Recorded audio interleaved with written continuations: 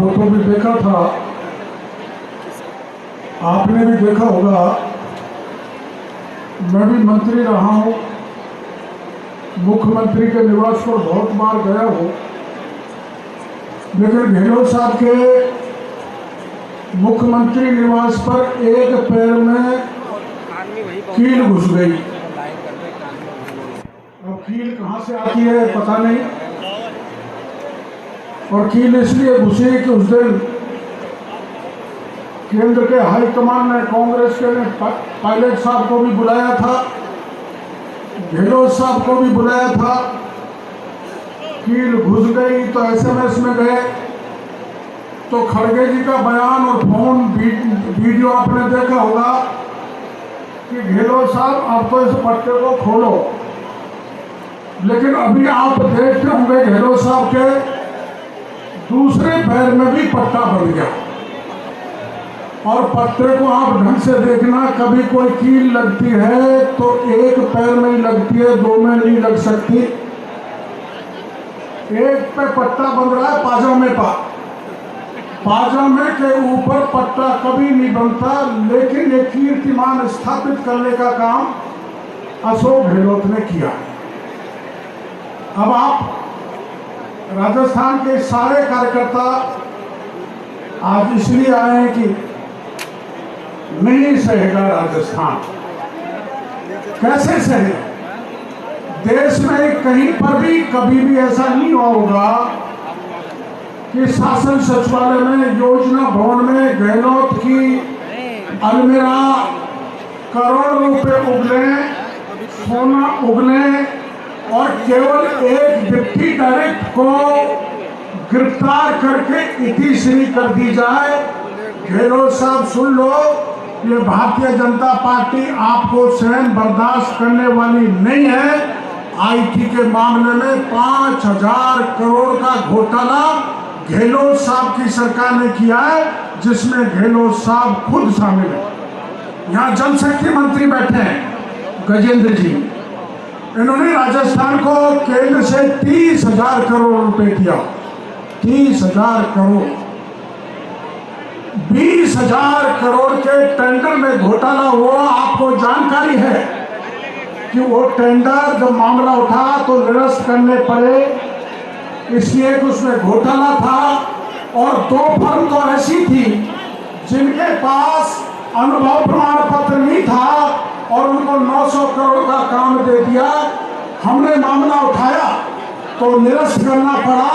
और आपने अखबार में पढ़ा होगा, गहलोत साहब के नेताओं ने, अफसरों ने साठ-गांठ करके शासन सचिवालय से 200 करोड़ रुपए की घोटाले की फाइलों को गायब कर दिया। जल जीवन में घोटाला, खान में घोटाला, और मैंने वैभव गहलोत का बेटे का भी मामला उठाया था। फिर मैं गहलोत साहब इस बड़ी सभा में आप पर खुद पर आरोप लगाना चाहता हूं कि आपका बेटा यहाँ से काला धन को भेजता है मॉरिशस के रास्ते से, और हजारों करोड़ रुपए वो स्माइक होकर अपने यहाँ पर आते हैं। और बेरोजगारों के साथ जो अन्याय हुआ है वो आप जानते हैं। राजस्थान में 67 लाख बच्चों ने परीक्षा में भाग लिया। 10 परीक्षा के पेपर आंदोलन के कारण निरस्त करने पड़े। लेकिन गहलोत साहब, मैं आपको पूछना चाहता हूं कि वहां पर लिखा हुआ डीपी जारौली का बयान कि राजनीतिक संरक्षण में कराया गया पेपर लीक, ये डीपी जारौली का बयान है। तो राजनेता कौन कौन है जिन्होंने पेपर लीक किया, उन पर आज तक शिकंजा क्यों नहीं कसा? शिकंजा करना तो, कसना तो दूर की बात, उल्टी डीपी जारौली को क्लीन चिट दे दी। एसओजी ने आज तक उसको पूछा तक नहीं। आरपीएससी का मामला उठाया गया, हमने कहा आरपीएससी से पेपर लीक हुआ है। और आपको पता है आरपीएससी के बाबूलाल कटारा तो भीतर है, लेकिन चेयरमैन बाहर है। मुख्यमंत्री की कृपा है, चेयरमैन जेल में नहीं जा सकता।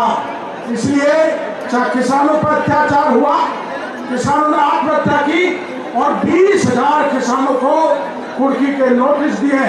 किसान परेशान है। हुआ है। आपको पता है अरुण सिंह जी गए थे, धरना हमने दिया था। एक दलित युवती को रात के 1:30 बजे उठाया गया, उसके साथ रेप किया गया, उसे गोली चलाई गई, गोली से नहीं मरी तो उस पर तेजाब डाल दिया, और तेजाब से भी नहीं मरी तो उसको क्यूओ में डाल दिया।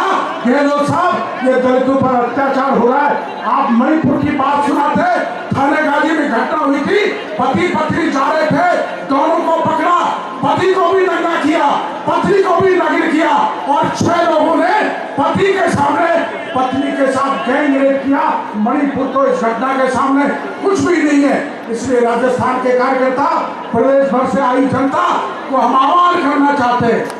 अब ये बोल रही थी हमारी बहन जी, कह रही थी सोती सरकार को जगाने के लिए आए। जगाना नहीं है, इस सरकार को स्थायी रूप से सुधारने का काम अपन को करना है कि बाद में लौट के नहीं आए। और भारतीय जनता पार्टी प्रचंड बहुमत से जीत गया है। इन्हीं शब्दों के साथ मैं आपका बहुत बहुत धन्यवाद देना चाहता हूँ।